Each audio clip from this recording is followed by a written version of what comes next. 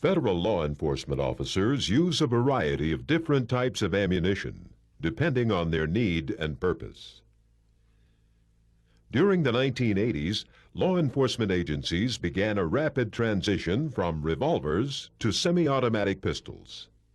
As a result, many agencies discovered they needed a cartridge with more power than the standard 9mm bullet.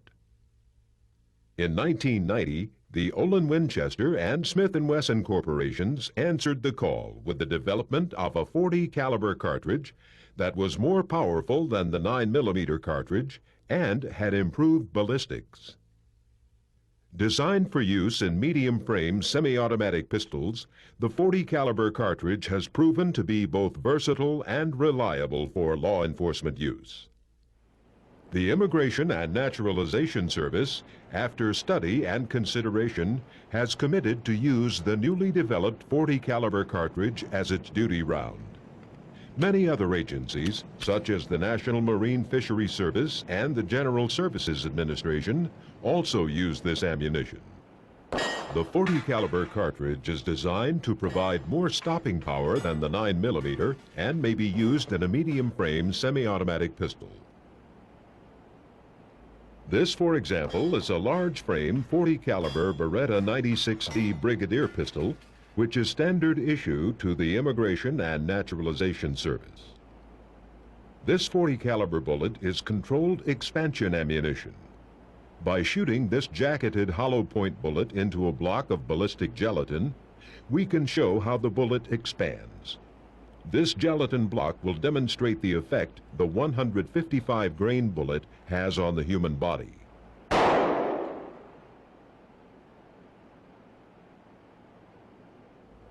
Now let's see the effect with the 165 grain bullet.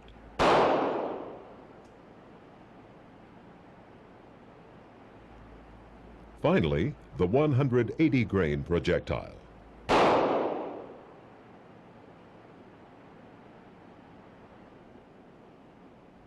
What kind of power does the .40 caliber pack?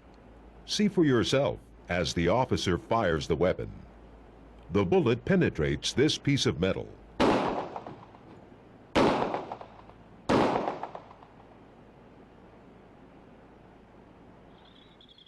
The weapon with the .40 caliber ammunition has good range. As you can see, it can be shot accurately and effectively from a distance of more than 100 yards.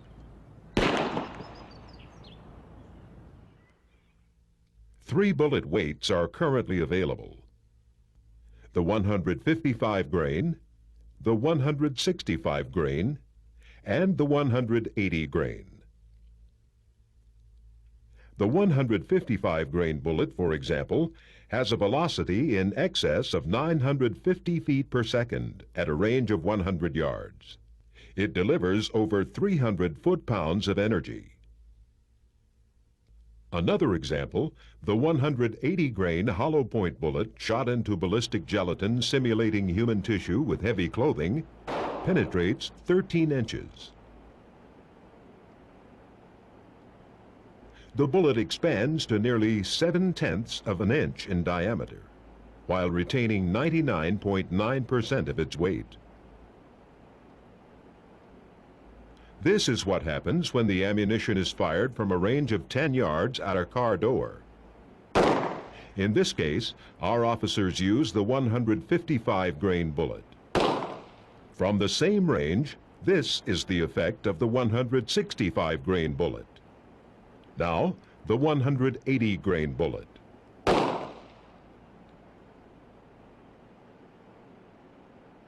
As you can see, the 155 grain bullet barely penetrated the door, while the 180 grain bullet completely penetrated the door, passed through the mannequin and the driver's side door, shattering the window.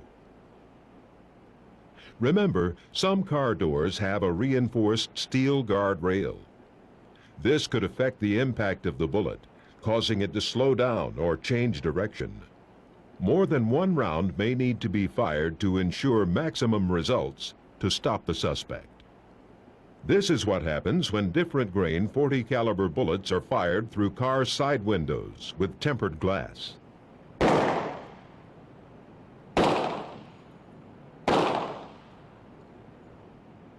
Now the effects of shooting through a car windshield using the 3 different grain bullets.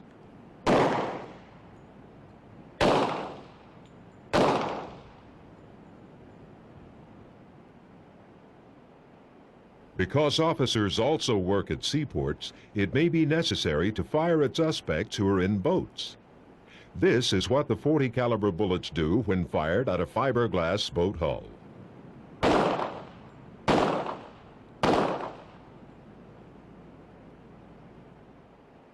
Now let's take a look at the results of the .40 caliber bullets as they hit the lower unit of an outboard motor. While the bullets penetrated the outer skin, the drive shaft stopped the rounds from going all the way through. Here's what happened when the same .40 caliber bullets hit the power head of an outboard motor.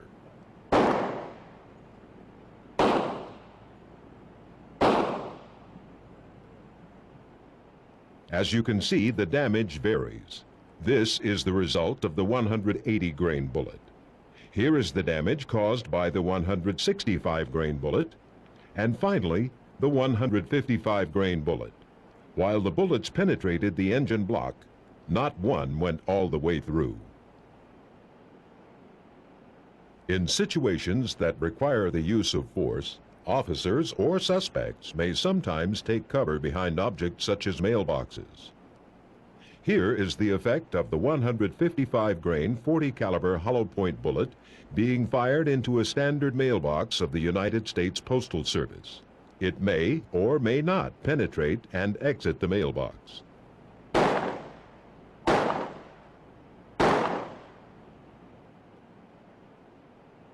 Now let's try the 155 grain ball round.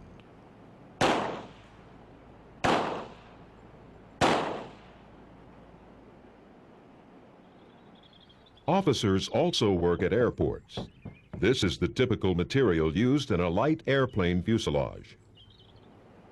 Back at the firing range, our officer fires the .40 caliber bullet at the fuselage door, producing the following result.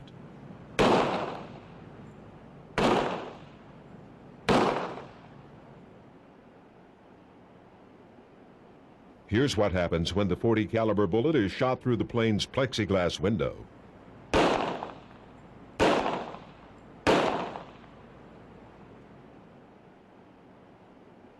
Of course, most of the time you discharge your weapon during training.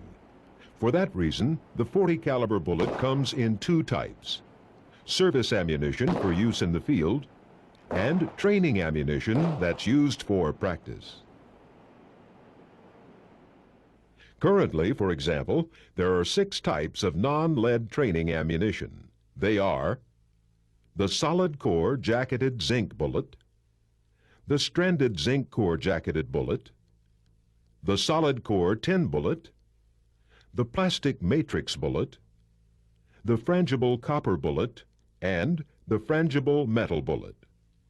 The purpose of non-lead, non-toxic, or reduced hazard training ammunition is to ensure the safety of the student and the environment. The Federal Law Enforcement Training Center at Glencoe, Georgia, has an official policy that training ammunition containing no lead be used at its facility whenever possible. This is to protect students, instructors, and the environment.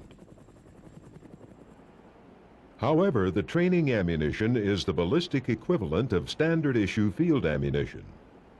Recoil, accuracy, and range are similar.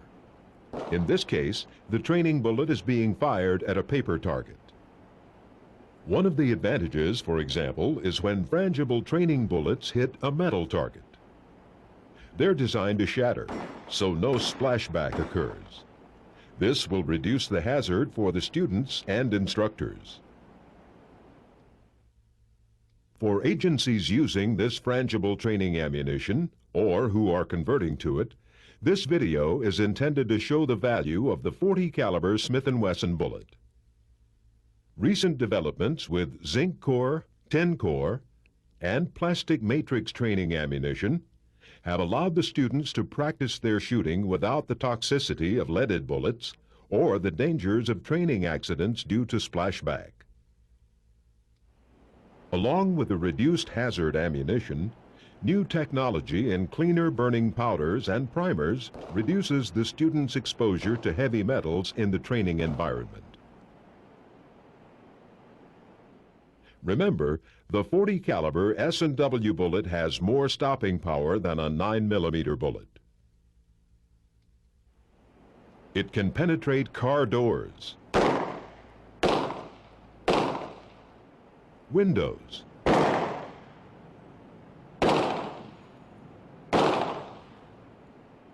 windshields,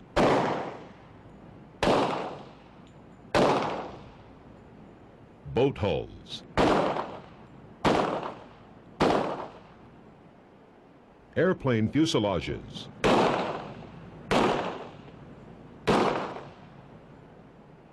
mailboxes, and other objects. It has good range and good accuracy. This ammunition ensures that officers will face no compromise or limitation in overall performance and reliability when using their weapon.